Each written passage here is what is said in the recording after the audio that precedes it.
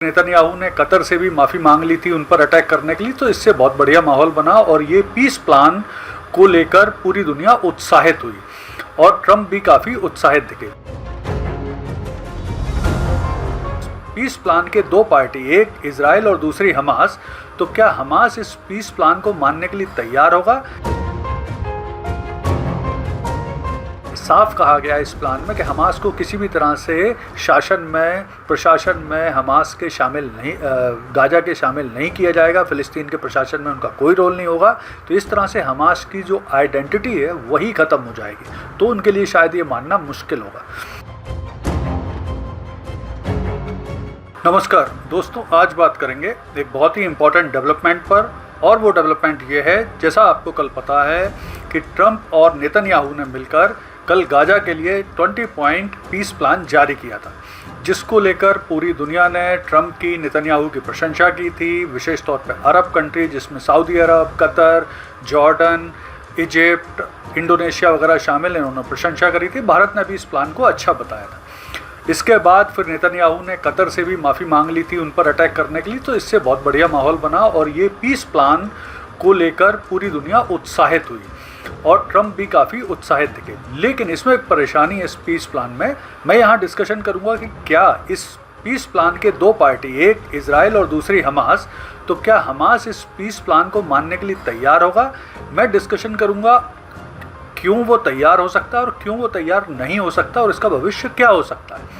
तो देखिए, कुछ पॉइंट हैं जिनको देखकर ऐसा लगता है कि हमास भी इस पीस प्लान को मानने के लिए तैयार हो सकता है। तो उसमें सबसे पहली चीज़ ये है कि बेसिकली जो ईरान की इस समय जो फ़िलिस्तीन की स्थिति है, विशेष तौर पे गाजा की जो स्थिति है, जहाँ पे बहुत ज़्यादा मानवीय संकट है, जनता बहुत परेशान हो रही है, 60,000 से ज़्यादा व्यक्ति मारे जा चुके हैं, वहाँ पे स्वास्थ्य की परेशानी है, भुखमरी फैली हुई है, बहुत तरह की मानवीय त्रासदी वहाँ पर है, जनता का प्रेशर है। तो शायद आसानी से मानने को तैयार हो हमास इस पीस प्लान को। दूसरा है कि चूँकि हमास एक तरह से प्रॉक्सी संगठन है ईरान का, तो ईरान की सहमति भी, क्योंकि अभी हाल में ही अमेरिका और इजराइल ने ईरान पर अटैक किया था, भविष्य में भी अटैक करने की पूरी संभावना है, तो इजराइल भी इस पर्टिकुलर पीस प्लान के लिए अपना रोल निभा सकता है और वो हमास को इसके लिए बोल सकता है एग्री करने के लिए। इसके अलावा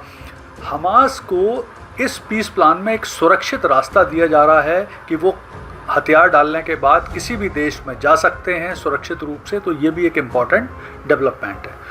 फिर धीरे धीरे जो गाजा में हमास का संगठन है, उसके संसाधन हैं वो ख़त्म होते जा रहे हैं, नई सप्लाई उसे आसानी से मिल नहीं रही है। तो ये भी एक स्थिति है जो हमास को तैयार कर सकती है इस पीस प्लान को मानने के लिए।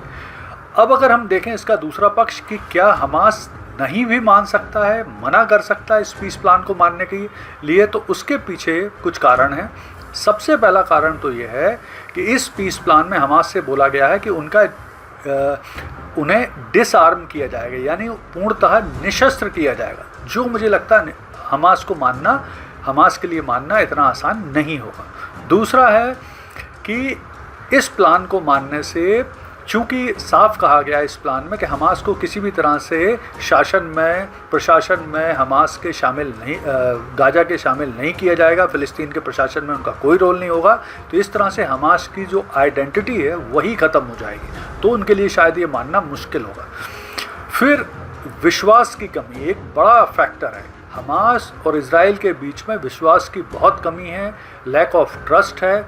तो हमास को ये भी लग सकता है कि हो सकता है इजराइल ये प्लान बनाने के बाद, मनवाने के बाद उससे बाद में अटैक कर दे गाजा पे, उसके लोगों को पकड़ ले, उन्हें मार दे।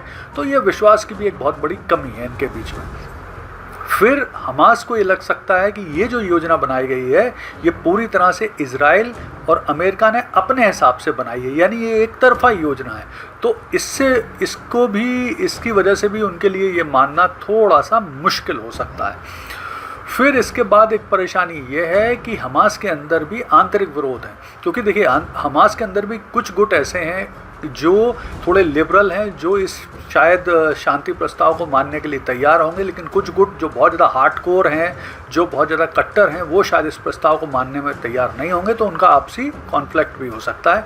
तो यहाँ पर मुश्किल हो सकती है संभावना। अब अगर हम देखें भविष्य क्या हो सकता है, तो भविष्य ये हो सकता है कि अगर ईरान को भी इस पूरे जो एक ट्रांजिशनल सरकार बनना है, एक जो शांति सेना की स्थापना होना है गाजा में, तो अगर उसमें ईरान को भी शामिल किया जाए, हमास के हिसाब से इस पीस प्लान में कुछ शर्तों को चेंज किया जाए, तो हो सकता है हमास इस शर्तों को, इस पीस प्लान को मानने के लिए तैयार हो जाए। और अगर ऐसा होता है तो ये इज़राइल हमास के बीच में युद्ध, यानी इज़राइल हमास गाजा फ़िलिस्तीन युद्ध की समाप्ति की ओर एक बड़ा कदम होगा।